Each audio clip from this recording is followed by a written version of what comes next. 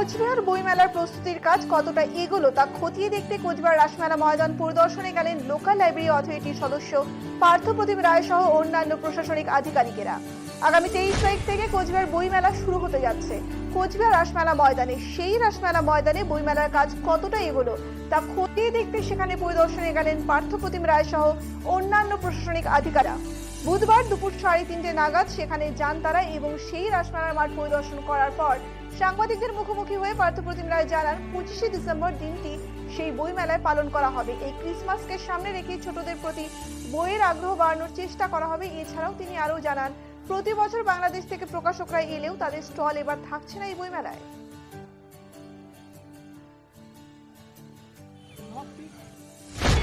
দেখলেন কি বিষয় রয়েছে? আগামী 23 তারিখ থেকে কোচবিহার জেলা বইমেলা 2024-25 শুরু হচ্ছে এবং বইমেলা চলাকালীন আমরা 25শে ডিসেম্বর বড়দিনের এই উৎসব পর্ব পাচ্ছি।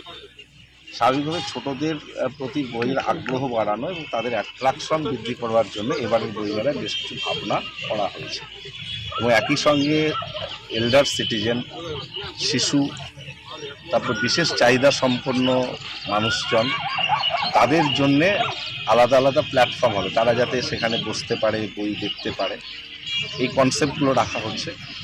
এবং ক্রিসমাসকে সামনে রেখে শিশুদের প্রতি বইয়ের আগ্রহ বাড়ানোর জন্য বেশ কিছু কর্মসূচি বইমেলায় নেওয়া হবে। বসে আঁকো প্রতিযোগিতা, তাদেরকে দিয়ে কুইজ করানো, এসব ভাবনা রয়েছে। তো স্বাভাবিকভাবে এবার বইয়ের স্টল সংখ্যাও বাড়ছে, প্রায় 150টা স্টল হবে।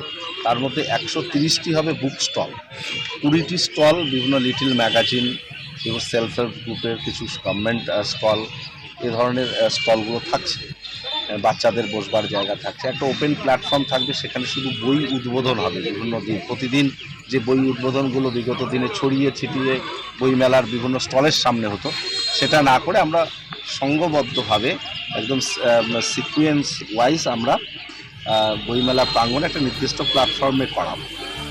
এই ধরনের ভাবনাগুলো থেকে এবার কিছুটা বইমেলার প্রাঙ্গণের বদল আনা হয়েছে। সেই বদলকে সামনে রেখে আজকে আমাদের ওসি জেলার ডেপুটি ম্যাজিস্ট্রেট তিনি এসেছেন, ডিআইসিও, জেলা পরিষদের ডিইও তারা এসেছেন।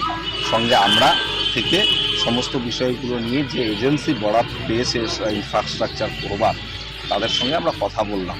খুব সুন্দরভাবে একটা উৎসবের পরিবেশে বইমেলাকে যাতে আমরা এবার গ্র্যান্ড সাকসেস করতে পারি, তাই জন্য উদ্যোগ গ্রহণ করা।